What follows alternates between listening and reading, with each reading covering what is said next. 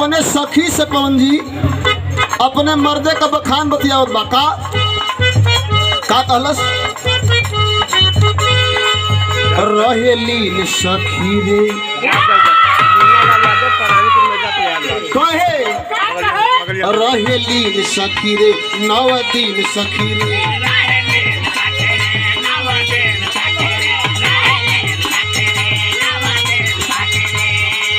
रहेली सखी रे 9 दिन सखी रे माई का नाम जपे लागी न दिन सखी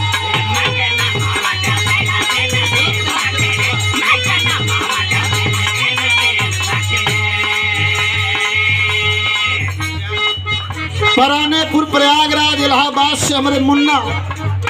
लाल यादव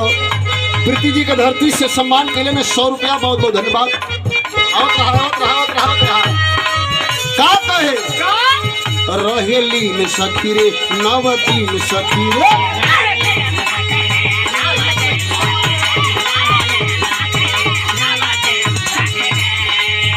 माई के नाम जपेला दिन दिन सखी रे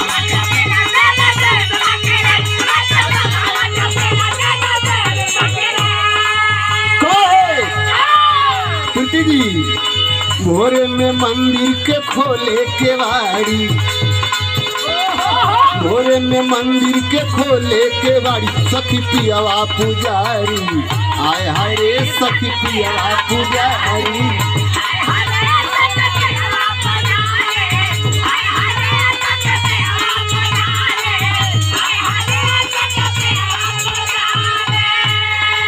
लेकिन यही के आज के जमाना में लोग गावत हुन का गावत हुन का गावत हुन अरे वाह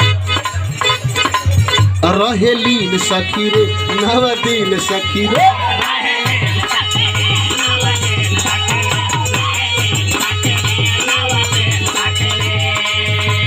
का कहे हम तो तोर गईनी हो सुनर बर पवनी हो सुनर बर पवनी हो। हेलो मैडम अपना रजऊ के प्यार में समर गईनी हो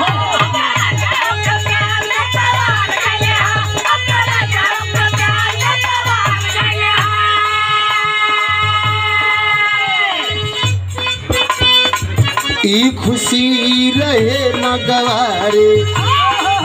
ई खुशी रहे न गवारे सखी पियावा दुलारे आय हाय रे सखी पियावा लो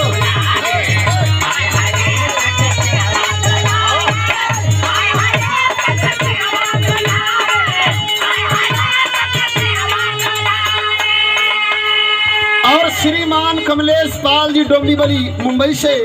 सादर 100 रुपए का पुरस्कार प्रणाम हो।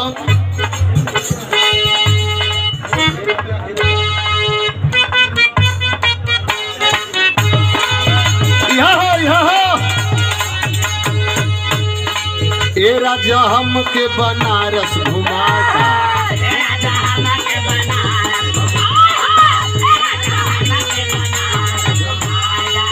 अच्छा नीक लगी तो ताली बजाइया भाई ना ए राजा हम के बनारस घुमाता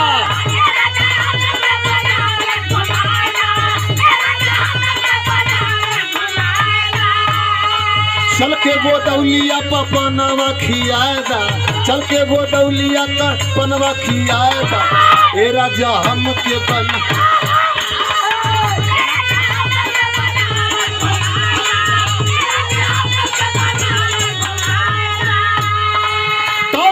कहे ए रानी तोह के बनारस घुमाई